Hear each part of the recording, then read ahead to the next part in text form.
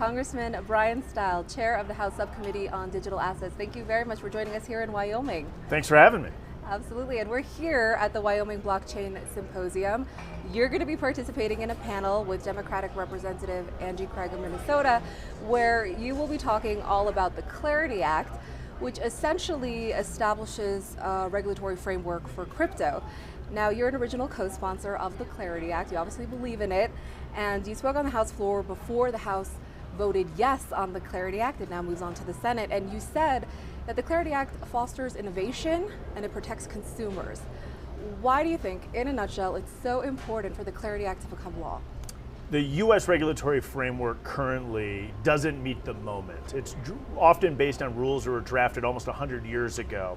And what it's allowed is regulators, in particular Gary Gensler under the Biden administration, to create rules of the road and enforcement actions to punish companies who are innovating and developing in this space. It led to two things. It led to a lack of consumer protection as many of these companies moved themselves offshore, but it also prevented innovation and development from occurring in the United States. I believe the Clarity Act solves that problem. It puts a clear regulatory framework in place that will allow our regulators to make sure that there are consumer protections, to make sure that any abusers inside the system are addressed, but also will really encourage innovation and development here in the United States of America rather than offshore.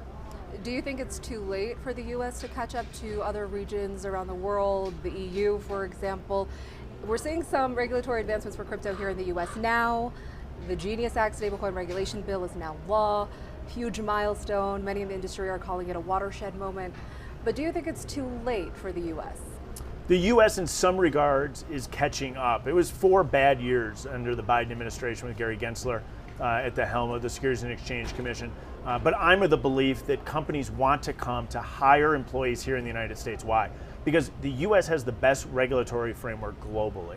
We have the best capital markets around the world, and we have the best human capital, the best talent anywhere in the globe. So companies are looking to come to the United States to innovate and develop under our rules, under our regulations, with our capital markets, with our employees. The Clarity Act puts in place the regulatory framework to allow that to happen. You couple that with the Genius Act, stablecoin legislation that is already signed into law, and I think we're at a watershed moment where we're going to see significant investment in the United States, and that's good for workers, that's good for consumer protection, and that's good for the entire industry. Do you think the Clarity Act the Senate will pass the Clarity Act in its current form? I mean, I spoke with Democratic Representative Sam Liccardo last month, and he warned of some challenges ahead. He noted that there are some provisions that are missing from the Clarity Act, things like any prohibition against the president from getting involved in crypto, among other headwinds. He said he'd like to see some changes that would make it a better bill and would garner more Democratic support. What's your reaction to that, and how will that impact the timing of the Clarity Act potentially becoming law? I think the Senate needs to move quickly. I think the framework that we put in place in the House, in particular with the leadership of G.T. Thompson and French Hill, is spectacular. What we did is we found a landing pad that garnered across the board support from the Republican conference, in addition to a very large group of Democrats coming on board with this legislation. It says two things. One, that this landing pad actually has an ability to pass the Senate if it was brought up for a vote. And two, that the final rules and regulations that were in the bill really met the moment. Now, everybody is going to look at any piece of legislation and say, if they added a tweak this way or a tweak that way, it would make the bill better, it would make the bill worse. What we have is a solid piece of legislation that I'm hopeful the Senate moves on quickly. The president has been pretty clear on this. He wants the Senate to move on this. This is the second of 2 pieces of President Trump's digital assets agenda. I'm bullish that the Senate's going to pick this up in September. There may be changes to the legislation, but I think the core underlying framework is so solid, in the support that we had in the House proves that I'm hopeful that they bring this up, make amendments if they need to, but let's get this all the way across the line quickly. Now, the Senate is also working on its own version of market structure. So how does that impact the Clarity Act, and what do you think happens with the Senate's version? Well, the Senate put out their framework. The president and the administration put out their working paper as well. I think they're all actually a really positive comment on the Clarity Act. I think there's some nuance here and there as to exactly how people want to see the rules and regulations of when you go from a security to a digital asset. That's a fair conversation to have. but the underlying framework that exists inside Clarity is a solid framework, and it would allow the United States not only to catch up to countries around the globe that already have a regulatory framework in place, but it would allow us to surpass them. And I think what you'll see, again, is that significant innovation development in the United States, consumer protection, and the Senate moving quickly on this and using Clarity as the base text, I think is essential. Last time we spoke was during Crypto Week. That was before the House passed 3 crypto-related bills.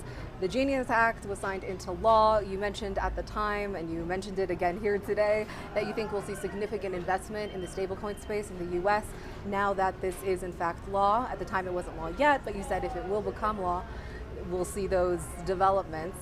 Now, JP Morgan CEO Jamie Dimon said during an earnings call last month that while he doesn't understand the appeal of stablecoins, he can't afford to sit on the sidelines. Citibank and Bank of America, they're also interested in getting involved in the space, as is Amazon and Walmart. So clearly your forecast is coming to fruition.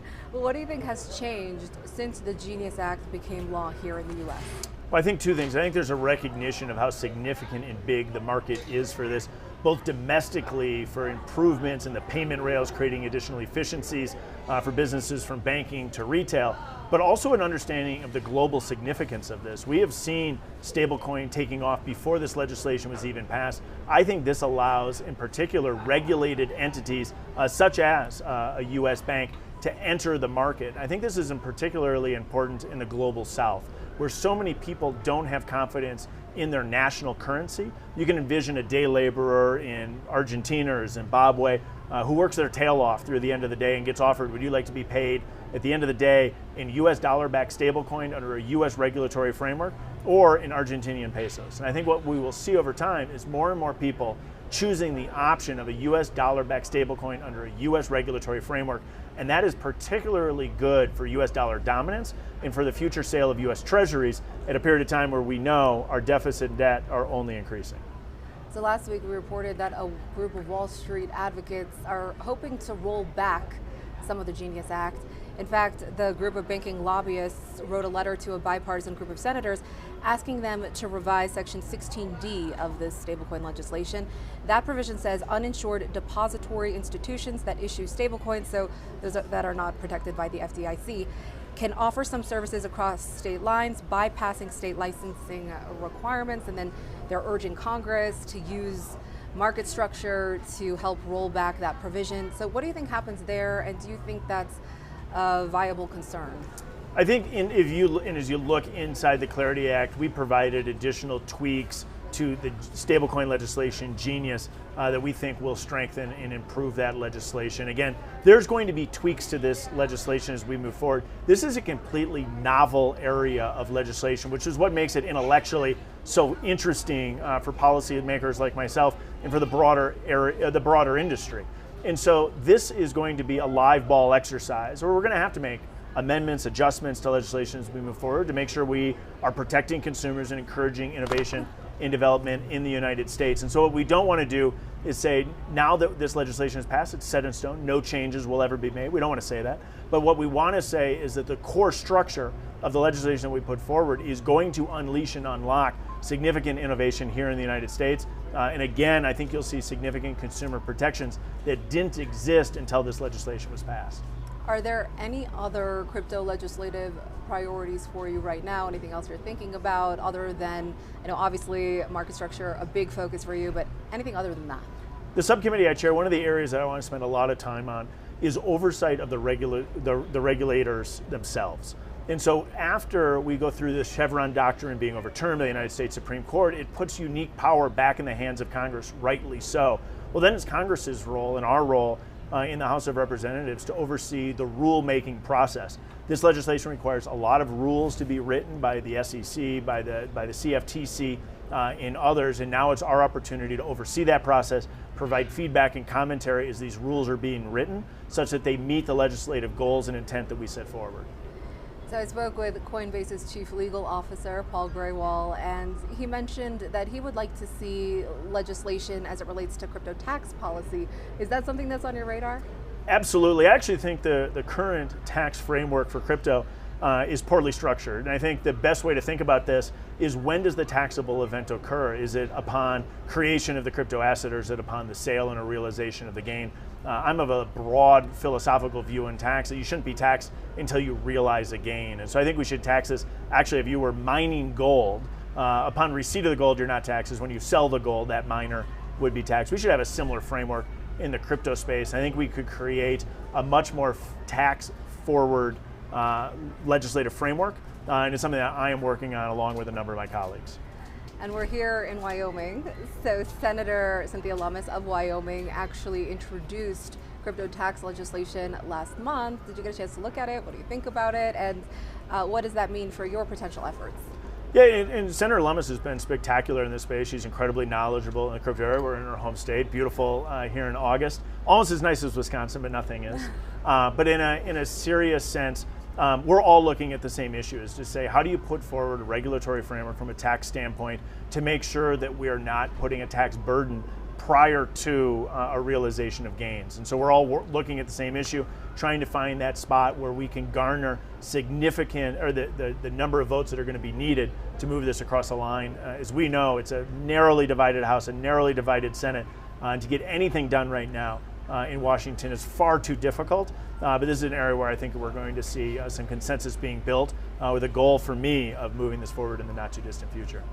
In a nutshell, what do you think has changed for crypto under the new, more crypto-friendly administration, and amid the backdrop of more crypto-friendly regulators like Paul Atkins, SEC Chair Paul Atkins? Well, so many innovators and developers were spending money on attorneys. And so we saw crypto innovation occurring, unfortunately, in law firms and in boardrooms rather than in basements and in dorm rooms. And so I think what you're going to see is a large number of smaller players being able to come into the market without the need to pay attorneys in tall buildings all across the country, and actually innovate and develop in this space. That's what we want. So if you're like me and you believe that we are entering a Web3 era, a true democratization of the internet, what we want is a framework that allows small players access to the table in the way that the big players had, in particular during the Web 2 phase. Congressman Bryan Steil, thank you very much for sitting down with us here at the Wyoming Blockchain Symposium. Always a pleasure. Thank you.